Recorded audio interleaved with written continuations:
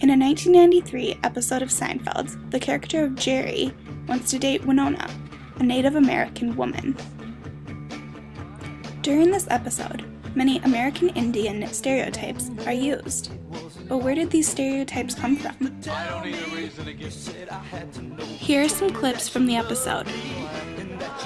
Are you ready? Yeah. Ta-da! It's a cigar store Indian! Read the card! That's very nice. Thank you very much. Read it out loud. I don't think so. We had a little fight this afternoon. Let's bury the hatchet.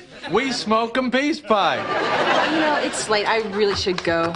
I don't blame you, Winona. Are you out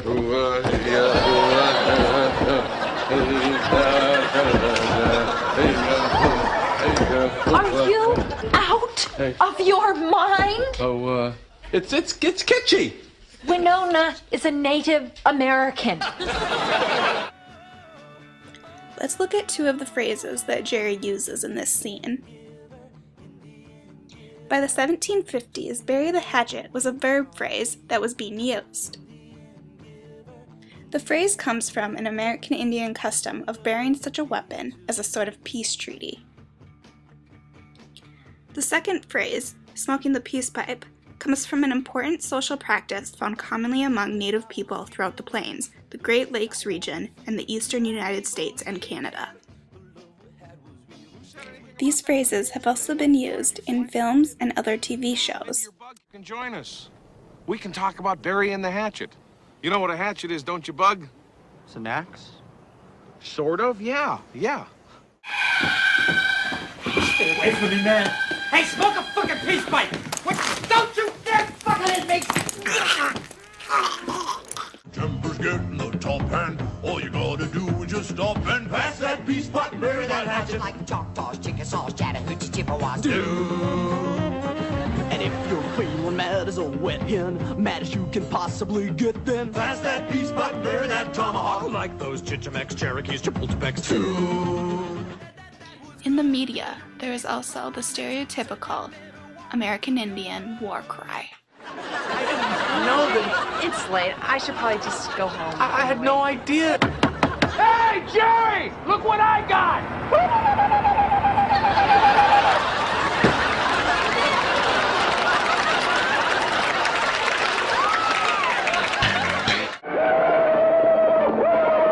Indians always yell like that when they're mad.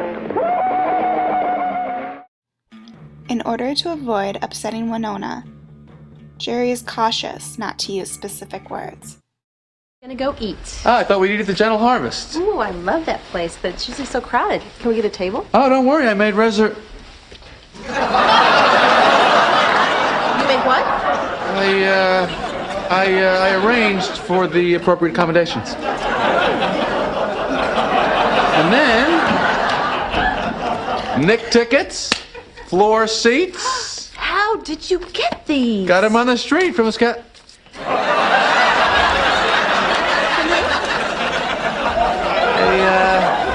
One of those guys. What guys? You know, the guys that they sell the tickets to the sold-out events. Ah. Wait a second. You got the Mark McEwen TV guide. That's Al Roker. Oh, well, they're both chubby weathermen. I get Don DeLuise and Paul Prudhomme mixed up, too. Could I have this? Sure. The first term in this scene that Jerry tries to avoid is reservation. Most commonly, reservation is the act of reserving. However, the specialized meaning is of public land set aside for an American Indian tribe, and this is first recorded as used in this way in American English in the Annals of the First Congress in 1789.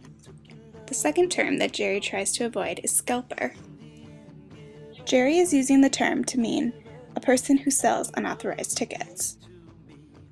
However, Jerry is scared to use this term because of its other meaning, which is to remove the scalp of the head along with the accompanying hair from the heads of enemies as a sign of victory, a practice of some Indians and whites during the colonial and frontier periods of U.S. history.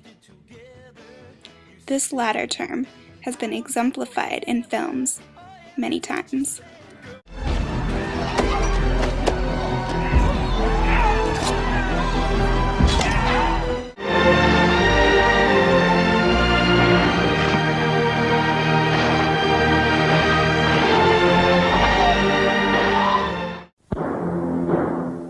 Scalps, a symbol, a religion for the Indians.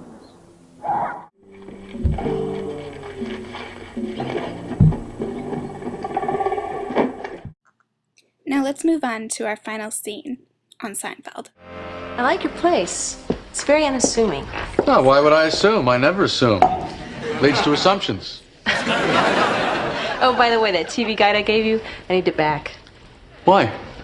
Well, I'm doing a report on minorities in the media, and I wanted to use that interview with Al Roker. Well, it's too late. I gave it to Elaine. She's already on her way to give it to George's father. Jerry, I really need it back. It is mine. Oh, but you can't give something and then take it back. I mean, what are you... What?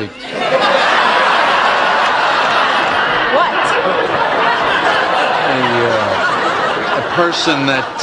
A person that what? Well, a person that gives something and then they're dissatisfied and they wish they had never given it to the person that they originally gave it to. You mean like an Indian giver? I'm sorry, I'm not familiar with that term. This phrase has also been used in cartoons. Now what? Me give 'em you squaw. Indian giver! And even in recent media coverage. Asked whether Kim should give Chris back that 20.5 carat engagement ring, which is rumored to have cost $2 million, her answer really surprised us. I do want to just quickly ask you, People magazine reporting she's going to keep that big rock. What momager advice would you give to her about the ring? Well, I hate an Indian giver. So where does this phrase come from? Well, the term Indian gift appeared in a history of Massachusetts in 1764.